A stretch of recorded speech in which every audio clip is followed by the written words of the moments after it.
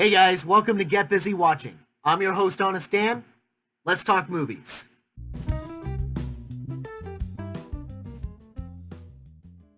Are you Dr. Doolittle?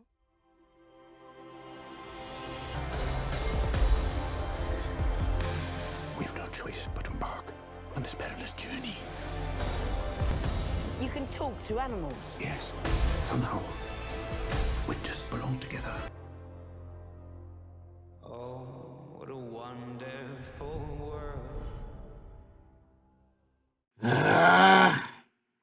Okay, so it's not as bad as I thought it was going to be, but it's also worse than I thought.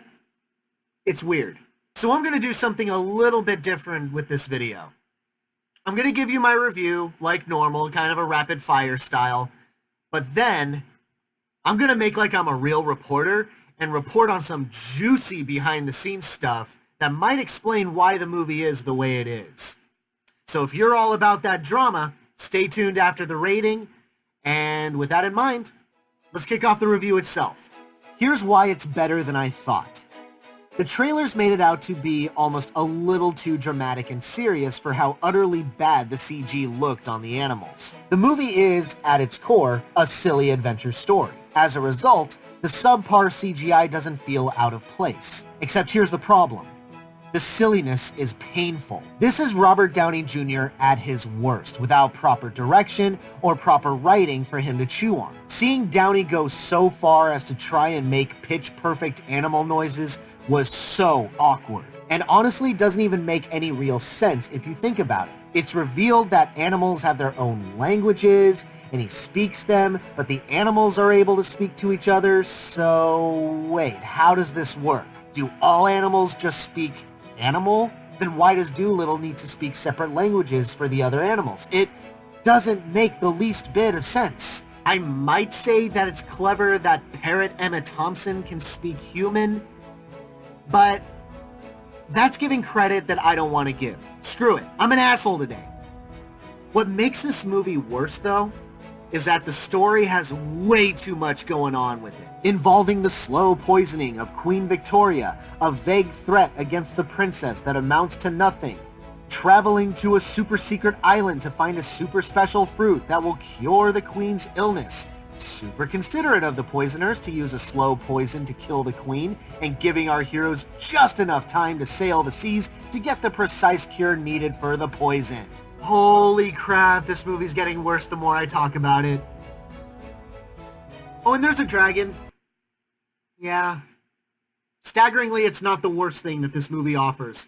Just throw it onto the ever-growing pile of, yeah, sure, whatever. Honestly, the quick therapy session with a tiger was probably the worst. Or maybe near unrecognizable Antonio Banderas, who goes from bad guy to good guy in mere minutes for no rhyme or reason.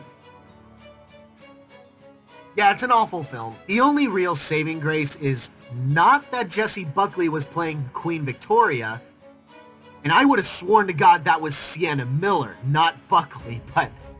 And I'm all for Buckley being in anything, but no. No, she got probably the easiest paycheck of her life. She slept through the entire movie. Really? It was Michael Sheen. What can I say? The man is pixie dust in human form. He just makes everything better. Overall, despite Sheen, it's just not a good movie. I don't think it'll make my bottom list by the end of the year, but I wouldn't be the least bit surprised if it made other lists. It's just not a pretty film to look at. If there's too many subplots, no charm, no good acting or writing. It's just a gigantic mess. My honest rating for Doolittle, a 2 out of 5. If you're tapping out here, have a great one. Hope to see you soon. But if you're sticking around, let's dive into the drama that was behind the scenes.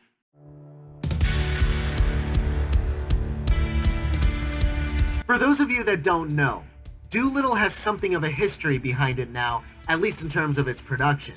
A lot of people might have forgotten that it was originally supposed to come out under the title The Voyage of Dr. Doolittle in April of 2019. We are, as of this video, 3 months shy of 1 year from that original release date. Not that this holds a candle to New Mutants, but that's a story for another time. The film underwent some serious and expensive reshoots when test audiences reacted negatively to the film at the time. Producers thought that it was too serious, not enough silliness, hence the reshoots and rewrites. The release date was then pushed to the holidays of 2019.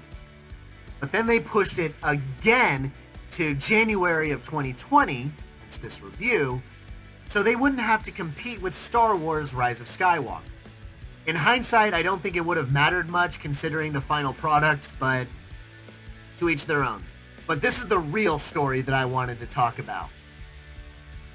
A while back, there was a Reddit post that was circulating the internet and made its way to Twitter, which is where I found it, and it stated that there was some alleged mishaps with the director, Stephen Gaghan.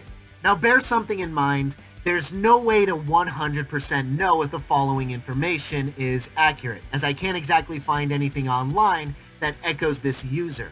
So maybe take this information with a grain of salt, but I'm personally inclined to believe at least some of it. We attempted to talk and show the director some cinematic sense, but he was literally insane. Almost put a fist through a new 8K TV because the talking goose wasn't on screen while it was talking in one shot, even though he asked the week before for us to move the goose out of the shot because the audience doesn't need us to hold their hand and point them to every character that's currently talking. But here's the kicker. We had footage of him the week before asking to remove the goose off screen. It was Steven's idea to record every meeting so that we couldn't misinterpret his instructions. Ha! Well, this sounds familiar. I've certainly worked with my fair share of managers and owners that have not been clear about what they want, have been contradictory, or otherwise just make terrible decisions. So if any of this is true, my deepest condolences to anyone involved. Here's a tidbit that I doubt anyone will truly believe. Stephen Gaghan's dog is one of the most incredibly regal-looking motherfucker I've ever seen. A little bit of grammatical problems there, but it's Twitter, who gives a fuck? Which is a shame because it's a stone-cold racist. And without a doubt will track down every human in the building with even the slightest drop of ethnic ancestry and bark.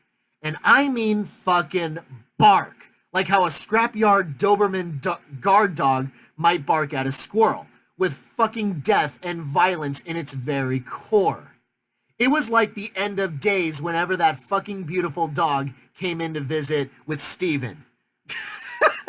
Well, this user wasn't kidding. I'm not sure if I truly believe that, but it certainly paints a picture that I'm laughing at, and if this is true, I'm going straight to hell for it. They started filming scenes before they had even planned where the animated animals would be standing. It was nuts. And then the batshit director went and got fired, which was a little too late after his insane outbursts and subsequent banning from stepping foot into both the lead concept department and the lead pre-visual animation department. Then he demanded that the pre-visualization department be fired because we can figure it out on the day. Yeah, Steven, you can figure out where 5+ animated characters and Robert Downey Jr. are standing when you have 30 individual camera shots to film on a Monday morning, you fucking moron. Clearly someone who has never worked with special effects before. Now, I'm definitely going to swing back around to a comment that was made in here, but yes, CGI has certainly come a long way, and I give mad props to anyone who pushes the boundaries. But if this story is true, then I don't blame the CG artists in the slightest for how bad it looks. It sounds like they weren't even given time to properly do their jobs, and it's always a tragedy to hear a story like this. Now, this next bit of information is definitely where I start to get a little hazy, but it reads, no wonder they had to bring in the Lego Batman director to rewrite it and the TMNT director to helm reshoots.